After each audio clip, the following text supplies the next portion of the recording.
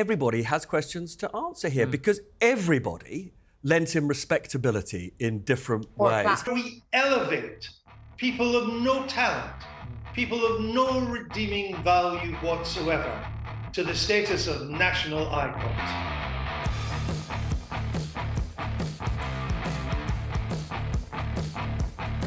Russell Brand, obviously, major celebrity figure on both sides of the pond for a long time, now accused of rape and sexual abuse in a big investigation by the Sunday Times and Channel 4 dispatches.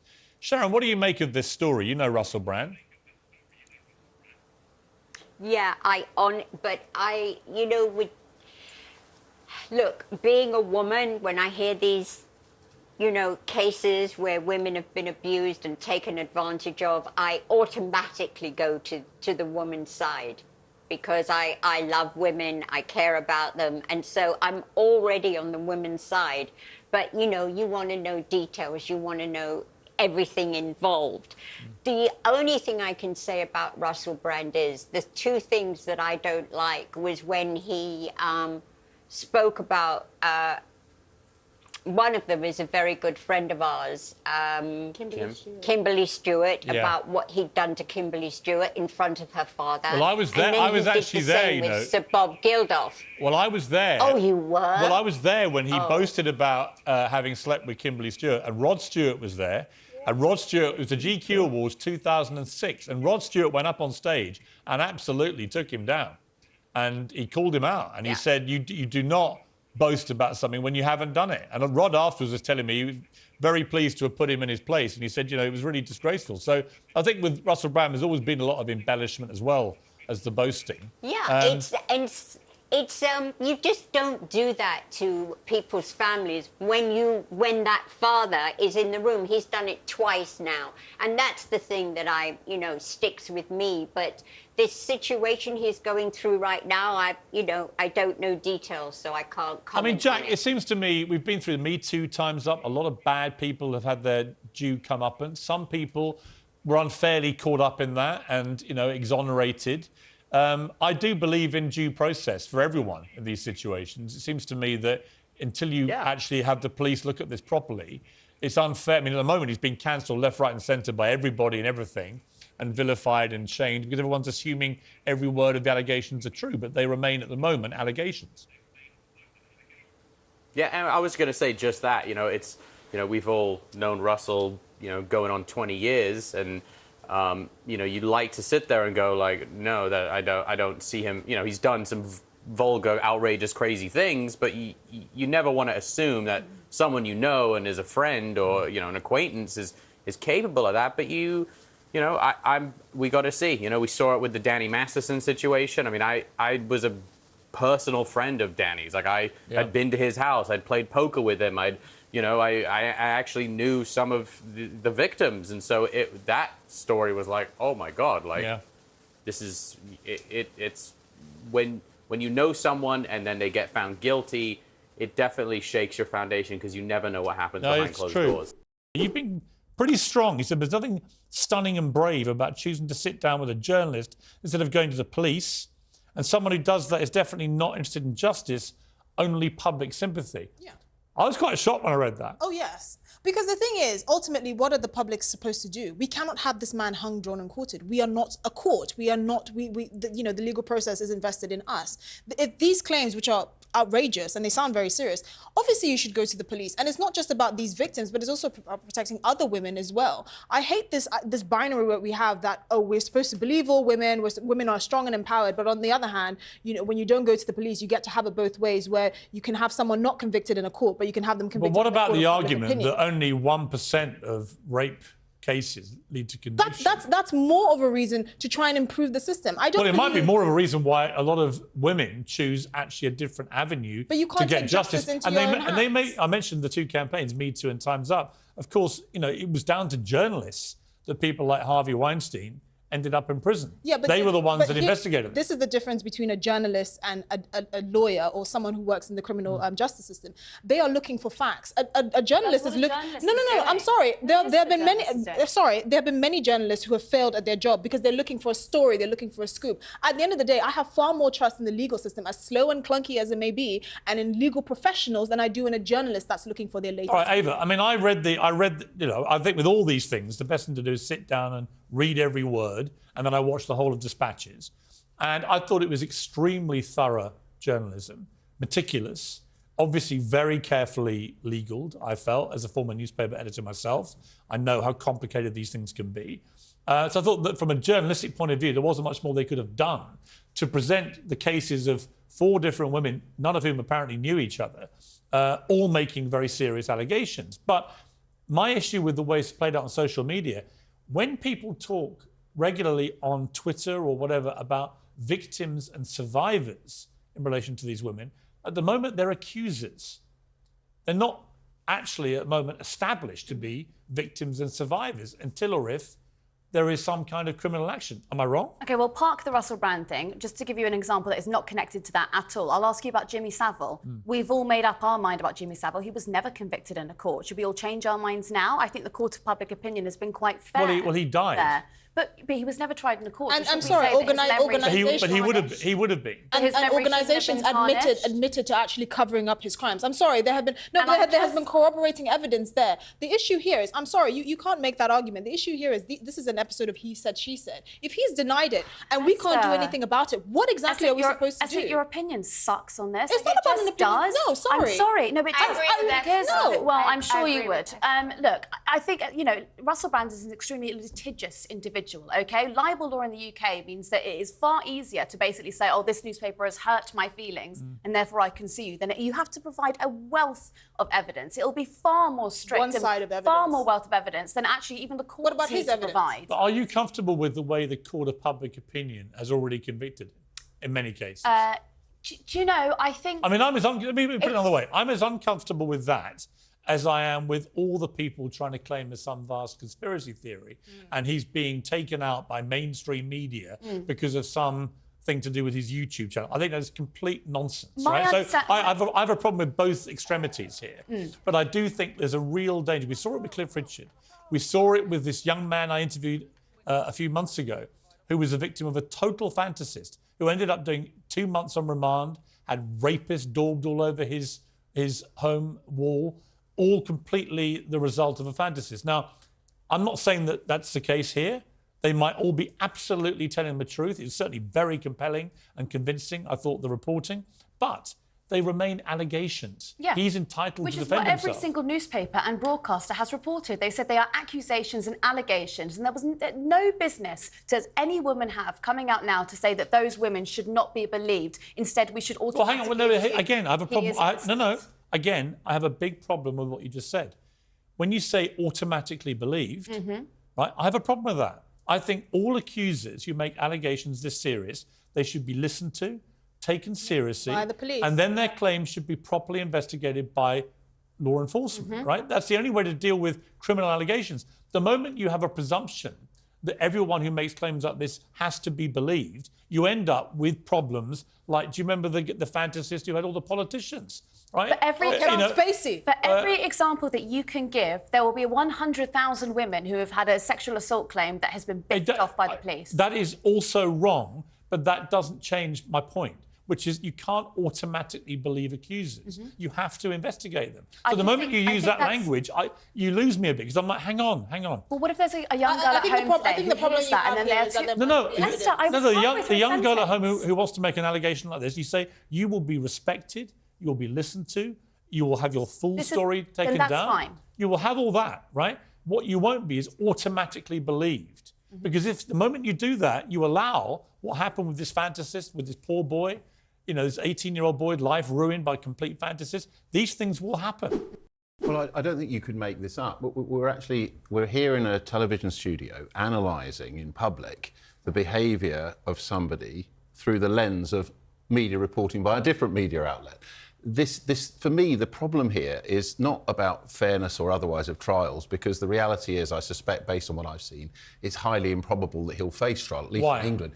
Well, for a number of reasons. One, because of the lack of credible evidence in the criminal and forensic sense of the word. Two, because of the passage of time. And three, and this is the real crux of this debate, the dangers of all of this prejudicial publicity. There has been so much publicity, which is so damaging and so negative. And if this were a live criminal investigation in law, as you know better than I do, all of you know as journalists, you couldn't say any of these things. But it's not. Because contempt of court would be in place. Is it? It's not. It's not, and that's always been the reason why papers, to this point, can continue to investigate and publish.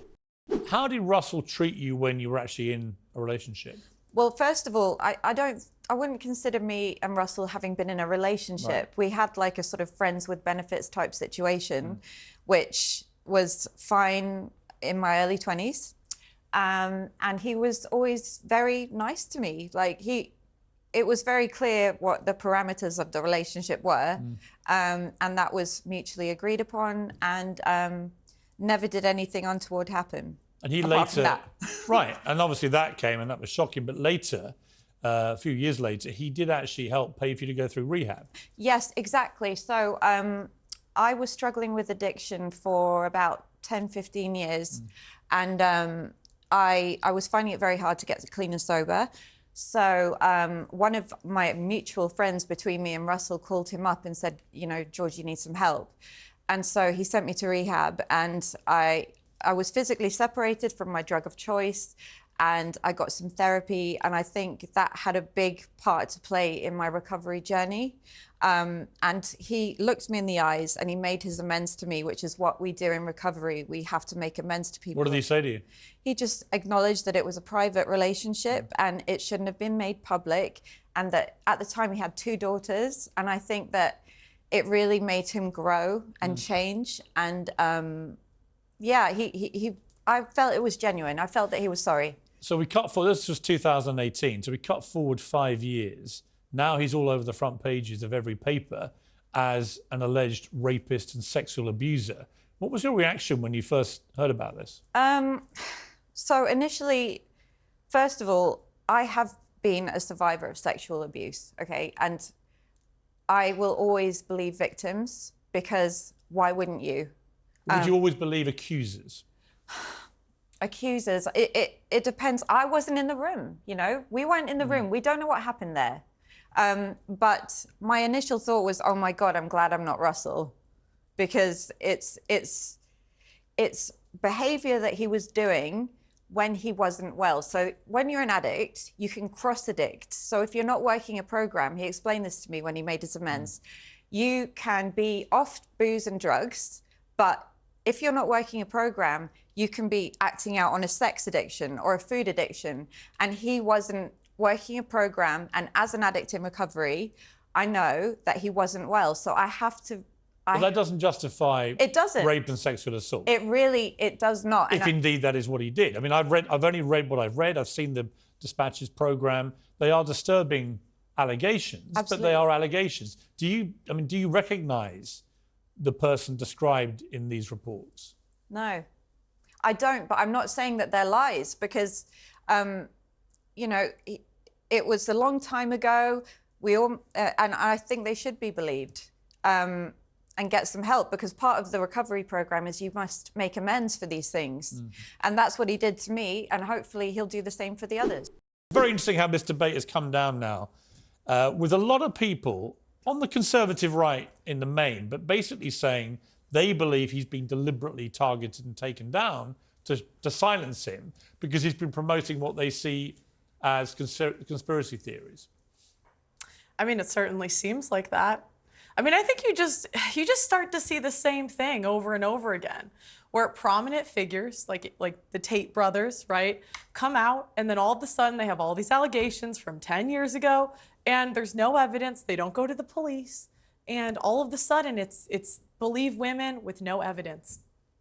And and it becomes like trial by the media, which I just think is wrong. But is it right to equate his YouTube channel, his exploration of various theories about COVID or whatever, is it really realistic that a 4-year investigation by 2 mainstream media companies is in any way connected to that, or a desire to silence him? Why would they care? It just seems like they always just go after him. I don't know why. I'm sure contributors to your show, Piers, believe in due process. But on the other hand, you know, there have been more than rumours. It's been a sort of open secret in parts of the media for years that this character was seen by women who he'd had relationships with as abusive. And I mean, you know, my partner Charlotte Edwards wrote in The Standard a few years ago about, you know, what an appalling man he was in terms of his relationships with women. And she was responding, actually, curiously, to a Sunday Times interview with him in which he'd said he'd become a great supporter of Me Too. And, I mean, this was this was like an insult, really, but there wasn't the outrage you would have expected. So, I mean, many would say, yes, it's great that Channel 4 and the Sunday Times have done an important investigation about how an individual seems to have abused his power as a result of his fame. But you slightly ask yourself, why weren't they doing this year? You know, why was he being given respectability over many years? Why was the investigation, in a sense, so late? But also more so, I mean, it's interesting, you know, that Charlotte writes this article, but actually he's written far more damning things including than in this people have interview, written about him. I mean, if you look at these quotes from my bookie work, by my 20s I would relish the challenge of chaste maids and the search for the correct combination of words required to decode their moral resistance, the knobstacle course, I call it. You know, as I escorted Michaela, a lap dancer who slapped him after sex, through the front door, I felt very strongly that I needed to avenge the slap. I spat in her face.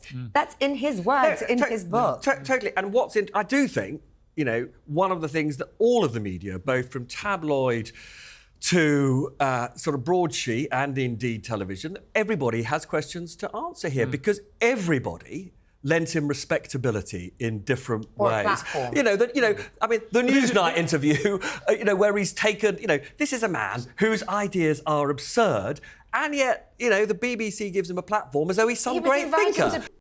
Whenever the general public discover there's a sort of open secret in the media, the general public always asks, well, why did the media keep it to itself? Yeah. And it's a perfectly legitimate question to ask. And the second question to ask, point to make, if I may, is Robert said everyone enabled him. That's not true. I can give a list of the people who enabled him. The BBC, Channel 4, The Guardian, that hosted him as a columnist as well as an attendee at editorial conferences, the New Statesman that made him the editor for one issue. And this is important because this was at the height of the allegations that were made against him. At this same time, if I may point out, Charles Moore at The Telegraph and The Spectator pointed out that Russell Brand's behaviour was so abhorrent at the BBC that he would no longer pay the BBC licence fee. It was not the case that everyone fell for this charlatan. It was not the case that everyone thought he was God's gift and that he could swing an election. It was a very strange time on the British left, and it was the British left that enabled him now. And I could just make this one point. I don't want to be partisan about this because it's a non-partisan point, but it is important to note that as Russell Brand has, in my view, given himself cover by fleeing to this weird far-right conspiracy place, almost nobody on the right of the spectrum has welcomed him. I mean, the Telegraph is not giving him guest columns. He is not being invited into the editorial meetings of the Telegraph. There is some responsibility that the people who enabled him in Britain should take. And I'm sure that if you and I put public hangings on our program, it'd be pretty good for ratings for a while as well. You know, there are some things as standards, and you know, particularly in Britain, where there's a strong tradition of public service broadcasting, and not just doing it for the money, not just doing it because it's commercial, because it gets big ratings. It was 2 public service broadcasters, the BBC and Channel 4, which facilitated this guy to do it, and they shouldn't have done. And you know, we have an ability in our culture, I think it's true in America, parts of Europe, but above all in Britain, where we elevate people of no talent, people of no redeeming value whatsoever, to the status of national icons. I give you Jimmy Savile. It's a classic example of that. A man of no talent who had a hotline to Margaret Thatcher and the royal family.